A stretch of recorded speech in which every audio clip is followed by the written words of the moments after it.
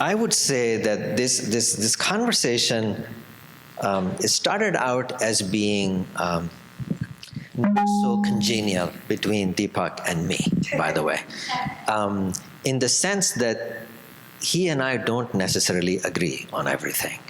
And if we did, then this conversation wouldn't be worth having.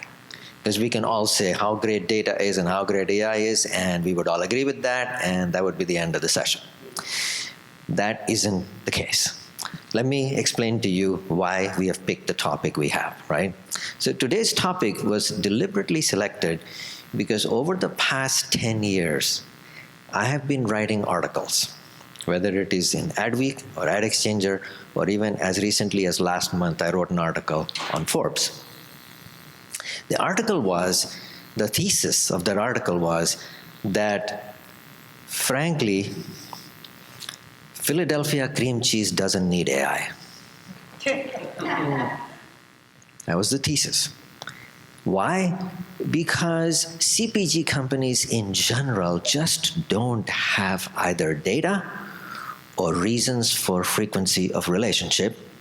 And therefore, if you look at where AI becomes really strong is where you are data rich. You have high frequency interactions going on, you got scale there, you can premiumize the power of the data to really build some real serious growth for your business. So what am I referring to in general? Well, I'm talking about Marriott Bonvoy with 200 million people. I'm talking about Delta Airlines and the SkyMiles program with 125 million people in their membership. You know, talk about Amazon, 200 million Prime Video subscribers, right? Okay.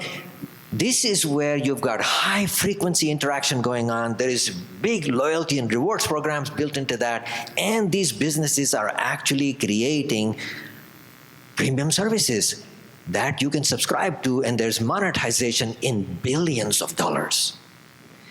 Nobody has to ask the question, is there a case for AI or data science? But for CPG, I started a conversation with, and Deepak and I go back a while, and I said, why do you need all this AI and data science? What are you going to do with it? And so I'm just telling you, that's where I am coming from here. And just to give you an idea, I come from an AI background. My degree is in AI, I did my thesis in AI, and the area of specialty that I have is in autonomous navigation. So driverless navigation is where I did my algorithm and my thesis, and my algorithm was the first one that was used to drive an armored vehicle in Colorado 35 years ago.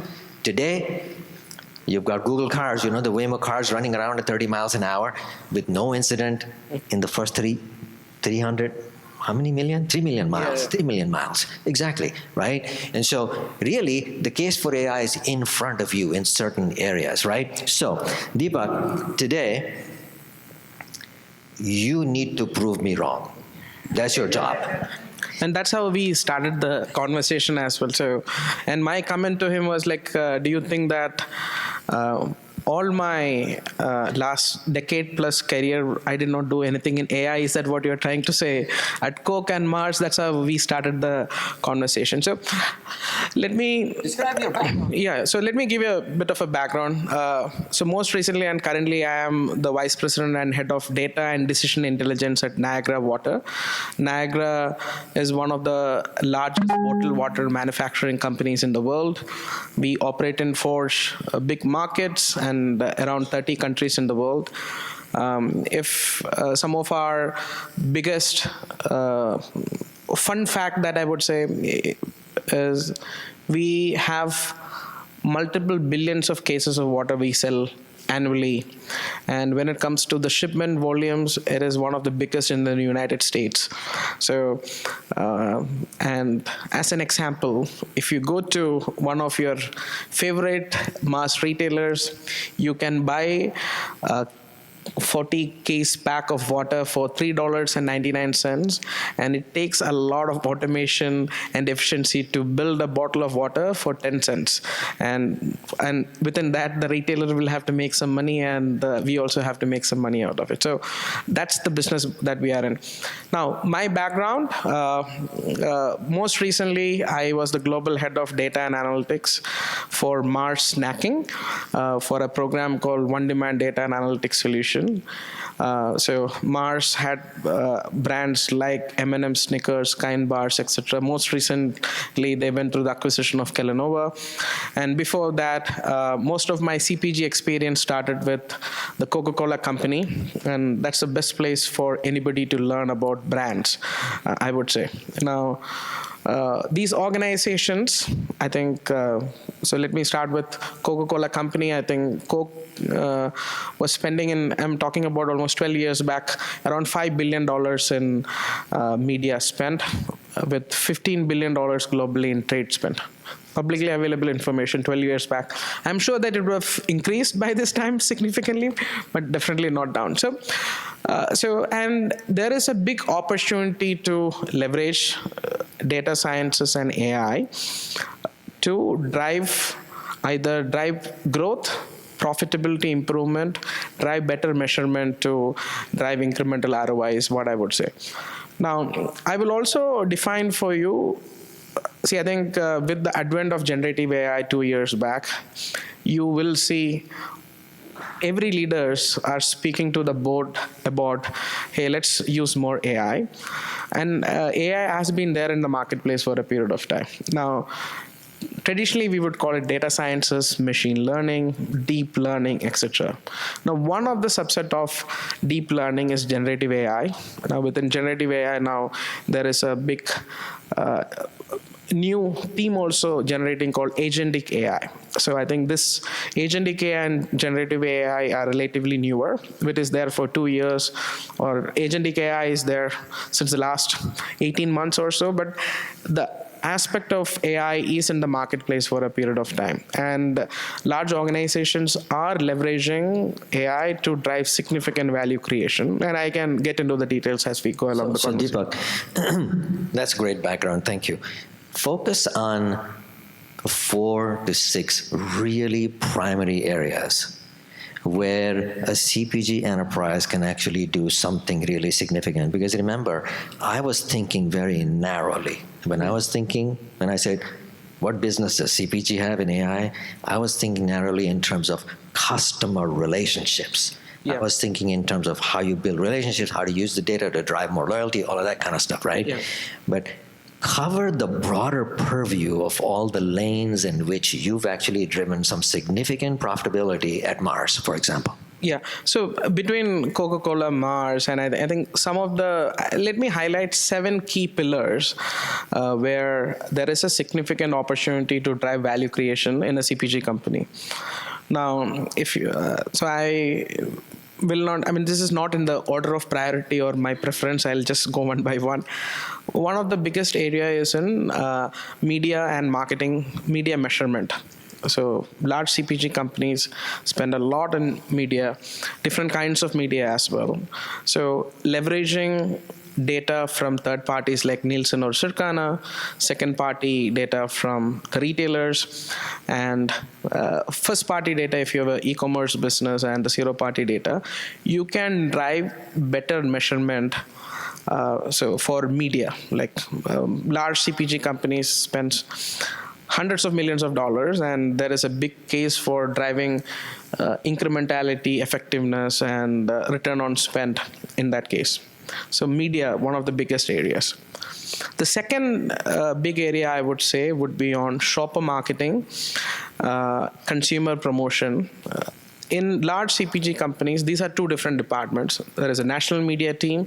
There is a shopper marketing and team, which would traditionally sit between, in some cases, some organizations within within the CMO organization. In some cases, it is with the chief sales officer. So shopper marketing is another big spend. Now, shopper marketing is a very good example of a omni-channel spend. You have e-commerce spend and you have in-store spend, and you need to have an omni-channel data and analytics strategy to drive measurement of it. So that's the second biggest area. The third big area I would highlight will be on revenue growth management, which includes few aspects of it. One is how to price the product, how to promote the product, how to have the right kind of trade architecture with your retail partners. And essentially, the trade spend is one of the biggest way, from a bottom of the funnel standpoint, you can drive conversion as well. So I started with media, shopper marketing, now revenue growth management. Now, there are 4 other key areas as well. Now, when you interact with a retailer as a consumer goods company, category growth is all what the retailer would want to know, because retailers can give you more data and loyalty, and you can drive category growth strategy along with. If you're you might be a category leader or the top 3 players in that category, you can play a big role leveraging this data. So category is another big area. Another big area is on perfect store. So what is happening at the store or e-commerce, the digital store, you can drive a lot of optimization around that area, which I would call as the 5th. The 2 other areas is on leveraging AI to optimize the sales force effectiveness. So any large company, so for a $20 billion company, you can assume that you have a sales force equivalent to $500 million worth of OPEX spend, right? So you can definitely help leverage AI to help decide where would the sales force be focusing on, which stores that they should be going to, what is the frequency they should be going to, and so these are some of the important aspects. And the last aspect, which the 7th one, is what I would call as integrated planning between demand and supply. You can have all the brand building, you can have all the conversion if there is out of stock in the store, and I think you won't be able to drive any value. So out of stock, is a big problem. So, and I am telling you the 7 areas where AI is being actively leveraged by any large brands. There are existing solutions out there, and I think with the advent of Gen AI, these AI solutions are becoming more and more useful. People are able to embed these into their day-to-day processes as we speak. Understood. So my question for you, Deepak, was, so what's the bottom line? How much money are we talking about here? When you make a case for something like this as a leader of data sciences and AI, what kind of impact are you talking about? Yeah. See, I think you can measure the impact in different ways. And in my past, I think I've always been reporting to a CFO's organization, or the CFO was the sponsor, even if my org was reporting into the chief growth officer. So you can't get away without bottom line, so you need to have an incremental profitability improvement. Now, I think we would generally ask for investment in the tune of, I'll give you a case. So in one of my business case was like, hey, I would like to get an investment of $100 million to drive $300 million in profitability improvement. I think that would be a business case. And in all the experience that we had, I think that 300 has become 500 from a value creation standpoint. So I would say minimum 5 to 10x return on AI investment is something a CPG and retail company can say. Now, and obviously, if you want more details to it, I think we have published in my previous roles about some of these achievements, some of the numbers, etc. So I can guide you to some of the specific areas. But there is a significant ROI sitting out there. So if you are a CPG or a brand, if you're advising a CPG company or a brand, there is value in investing in AI, and you should be the biggest proponent for it. Okay, so he just proved to me that I was too myopic I did not fully realize the value, and the value is actually in the billions. Like at Mars, especially in the snacks area, right? Oh, yeah, I was part of Mars snacking. I was first part of Mars, then later part of Mars snacking. Yeah. So the year he left, which was last year, the company reached $1 billion in total profitability return on the AI investment. So we're not talking about peanuts here. This is like real return, which means you have to pay attention to how all of this plays out. Okay, now let's make it very real, nuts and bolts, pick one area where you focused your energies and your attention and explain to our audience what kind of impact you actually been able to see in that area, given all the sort of innovations that you pushed through, especially one area that really intrigued me, why we started talking with you way back when, is the whole area of the integrated consumer journeys, right? Because this is the one area where the world of brand communications and the world of shopper communications and the messaging have remained in their own worlds for a longest of times, right? Absolutely. So I want to talk a little bit about the unified brand experience as a brand that you can provide to your consumers. Now, I mean, I'm not telling anything that you don't know, but essentially, our channels have evolved quite a bit. The way you are engaging with your consumers have evolved quite a bit. So when it comes to engaging with the consumer, we have different social platforms, we have different online platforms. There are niche platforms depending on which brand you are trying to promote or create awareness to. Then there are different channels, like you have pure plays like Amazon and Alibaba, you have bricks and clicks, you have on-demand delivery aggregators like Uber Eats, then in some cases you have D2C websites, etc. So what does a unified brand experience mean? So as a consumer, I learn about the brand through different channels, and I go and shop at different channels. And it does not mean that if I were to see an ad or I build my awareness in one area, does not mean that I will go and buy only from a pure play e-commerce channel versus a brick and click. And as a consumer, I might end up using multiple channels depending on the occasion and whatnot. So that is one of the key themes that I want to share with you. One of, it's a published experience that I have is on how to leverage with, your ecosystem with Amazon. And I think, so how many of you here are brands? So any brand folks here? Okay. So driving, so Amazon is one of, in my opinion, very evolved when it comes to the data analytics and measurement ecosystem. Now, so one of the areas where you can leverage, so maybe if you build a pan-Amazon approach, is essentially, see, Amazon has 3 big legs to it if you are a large brand. You sell through Amazon.com. You can leverage, you will be spending a lot of media dollars through Amazon ads. Then you can get loyalty data or like their first party data, which when it comes to brand, it is called a second party data. You can leverage significant new loyalty information and at an aggregate level, the consumer behavior through Amazon Marketing Cloud.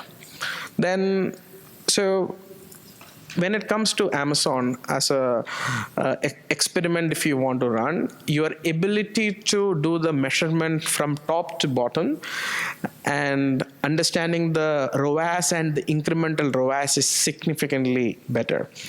Now, and this is not easy. You need to have a good data foundation which integrates second-party data from Amazon with the third-party data from, if you might be a Nielsen or a Circana customer, you need to integrate that data with your internal data because you want to understand your profitability, the sales. And that optimization can be done within any cloud quite effectively, which is going to help you drive your visibility in search, to drive your growth significantly, and these are quite measurable things. So, okay, so Deepak, pause here for a second. You said a lot. Relative to what a CPG company gets traditionally from a retail distributor versus what he just described in terms of what you are able to get out of the Amazon ecosystem, we are talking about day and night here, right? But what he didn't say was it takes an amazingly sophisticated data science organization itself on the CPG side to know that Amazon, number one, has the data, two, that you need to know how to ask for it and what kind of data you should ask for and be able to take advantage of it to the way you would want to run it.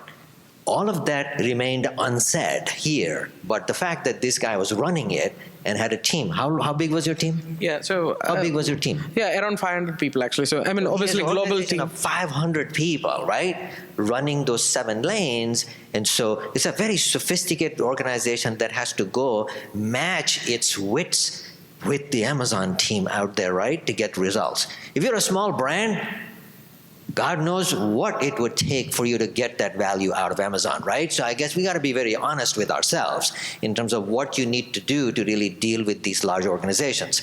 We have only 3 minutes left. Okay. So let me do this. You know this guy is an expert. If you want to talk to him, you can always corner him and get more out of him, right? But there is only one last question I have. Having said what I just said, what should a marketer in a large enterprise do to get the best out of your organization? How should they engage you? Where should they engage you? Because that alone is like an enigma. It's like a puzzle. I don't even know, like, who are these people? What do they do? Yeah. So that's a good question. I mean, generally, all the conversation with your chief marketing, my conversation with the CMO or like a chief sales officer starts with where you're a bunch of guys, we don't know what you do, so tell us what you guys do, right? So essentially, if you are engaging with a data analytics or AI organization, so generally these organizations, depending on which organization you work for, either they will report into IT, it can be within finance, but you will always have a data and analytics group. If you don't have a data and analytics group, I think you should start one, is what I would say. Okay, so generally the organizations will have 3 kinds of functions within data and analytics. One team will be building the data foundation. I mean, so that is the first big team that as part of data and analytics. There is one team which will be running algorithms. They call themselves data sciences, AI, or machine learning, or optimization team.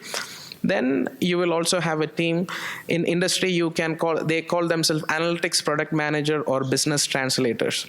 So this is in generally a large CPG team will have these 3 functions. A CPG analytics team will have these 3 functions. I have a question on that, right? Yeah.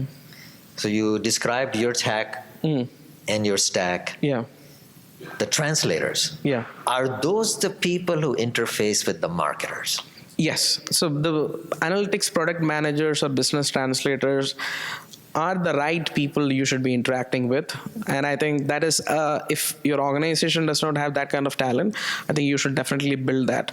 Because that is a talent which has enough business context, and they also have enough understanding of data sciences and data foundation, so that they can work very closely with you and build the analytical capability roadmap. These are the guys who will help you build your roadmap. And obviously the marketers are going to be the business owners, but I think these are the product owners or product managers are going to be the folks who are going to help you build a value creation roadmap and help you implement. And I think that is an important skill set to have. We're running out of time. Yes. 60 seconds. Does anybody have a burning question? Because remember now, this guy's a guru. I told you that, right? He knows this inside and out. It's all the stuff that happens behind the scenes that nobody really talks about in general, not in these forums. We don't go there because it's geek talk. It's a lot of science in there. I had to pay him a lot to make him tell this, actually. So, and so given all of that, right? I figured it would be good to bring that out a little bit. That this exists. behind the scenes with amazing impact, growth, and profitability. And so if you want to tap into that, you need to get to know people like that in your organization, know how to interface with them, and get the most out of it. Because when you deal with the likes of the Amazons or the Googles or whoever, you will need them to do the talking and the discussion and use that language, because they can do a compressed conversation and truly put you in a position of advantage. Did I capture that okay? Absolutely. Let's go for Yeah. that. So, I mean, I'm just curious if you could name the one single use case where AI just like won the day and created the best ROI, like in your organizational, in your life history, what would you think it would be? So, I mean, if you are a marketer or if you're a salesperson, I have two different answers. If you are within, if you are in the marketing organization, I think marketing and media optimization is going to be very important, because you can clearly grow the top line leveraging better investments. Now, when it comes to sales, now during pandemic, many CPG companies took pricing action multiple times with almost zero elasticity. And all the leaders in the category have taken a AI-driven revenue growth management approach. I think so that is something that I would say. So if you're a salesperson, I would say RGM, marketer, measurement. Yeah. Go. Most of the growth has come from price increases over the past 4 years. You know that, right? And that's the only way they could do that, if you understand price elasticity. Go ahead, please. How would you simply describe the marriage between people and AI? Because a lot of people think AI means getting rid of people, but what you just described is you still need the people. So I think that's kind of where the direction and brands and teams are looking for, to what level do I use it, but what do I still need? Yeah, so this is my favorite topic, right? I mean, so essentially, my team at Niagara, we did not want to call ourselves anything related to artificial intelligence. So we called it data and decision intelligence. Decision intelligence is an integration of artificial intelligence and human intelligence, is what I would say. So the more and more we help our business teams or like our team members to upskill themselves on AI, they are going to do their jobs significantly better. So, and I think there is a very popular saying, if you are in the AI space, I think, so AI will never take your job. Human who knows AI can, right? I mean, so the idea is, it is a good opportunity for us to train and upskill our team members, everybody around us leveraging AI. That's a great place to actually end. That's a nice quote. Thank you so much. Really appreciate it. Thanks.